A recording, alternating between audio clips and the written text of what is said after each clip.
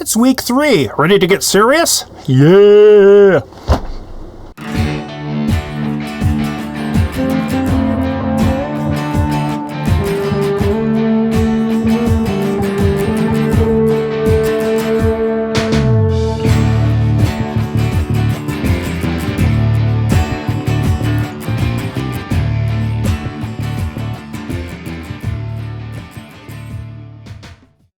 Hey everybody, welcome to week 3. Right now we're in the middle of a bunch of stuff. You should be getting towards a really nice draft on your narrative essay. And if you have questions about that, please do let me know via Remind. Couple things from last week's grading before we get into anything else. When it came down to the sample student essay, I was a little bit surprised because I looked at people's comments and a lot of people were saying, this looks good. Folks, it's okay to say that something sucks, particularly when something sucks as bad as that sample student paper did. If you didn't think it sucked, then you really need to pay attention to the video we have coming up this week on the punks of yesterday and today. It's a really big thing to get to know the standards you're dealing with. That essay didn't really have a cohesive argument. It didn't really have an argument at all. It had an introduction which hardly talked about its subject of analysis. And when they got to a thesis statement, the punks have changed.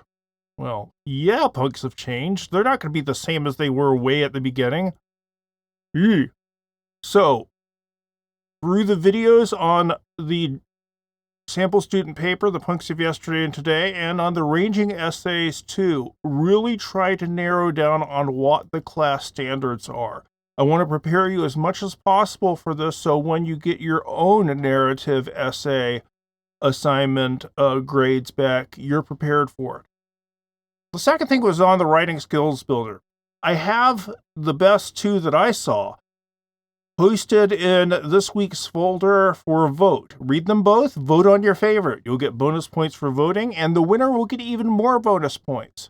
However, there's a few of the ones I saw I just couldn't seriously consider. One, because there were a couple that were only long, which was obviously somebody doing a half-assed job. I'm going to do the minimum I possibly can to get through this. Now, there's meaning behind all of my assignments, and I'm doing everything for a reason. And doing the absolute minimum work isn't really going to teach you much of anything. So if you're one of those 1 or 2 people who just did about 4 lines worth, you're not going to get credit next time that comes around. I gave you a pass this time, but I'm going to institute the half-assed rule. If you do something half-assed, you're going to get no credit. The rest of you did a really good job on this, and I appreciate it. The other thing is that for something that's a writing skills builder, I was shocked at how many didn't use paragraphs. You're writers now. You're college students, you're college writers. This means you have to at least have the grasps of the basics. You have to organize your stuff. Paragraphs are units of organization, they're units of meaning. Don't shove me a 1.5-page long single block of text. Use your paragraphs. And that's, again, something if you're not going, you need to put in that level of work when we do this again to get the credit. I tell you this honestly, people who just gave me a monster block of text with no paragraphs, I considered them for the voting about as much as I consider the people who gave me 3 or 4 lines, which means not at all. So put a little polish on such things.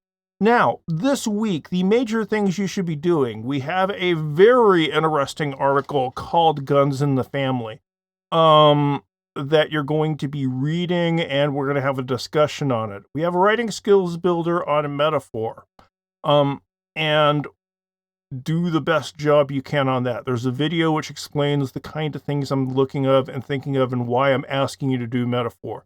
The big thing this week is the narrative essay peer review session. This is our first peer review session, so you need to have a completed draft of your narrative essay done by Wednesday and uploaded to the discussion board by Wednesday.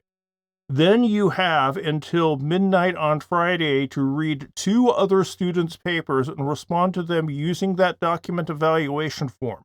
It's the same form that you used when you went over the sample student essay. Reference specific things that went on in the essay. Remember that the goal here is to provide critique. So if you say, looks good on the peer review sessions, you're not giving anyone anything to work with.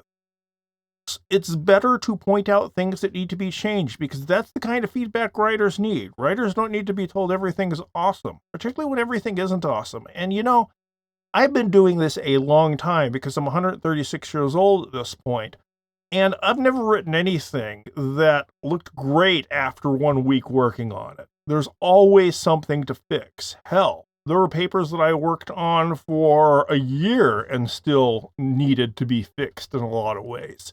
So, do your reading, do your writing skills builder, but spend most of your time trying to get your draft as good as you possibly can get it by Wednesday. And take part in the peer review, take that seriously. The better your draft is, the more specific feedback you're going to be able to get, and the more specific feedback you get from the peer review session, the better you'll be able to fix the paper before you turn it in next week. And that's about it for this week. You know your work, you got your marching orders. I'll be around. Let me know via Remind if you need me. Otherwise, have a great week, and I will see you in the next video. Bye.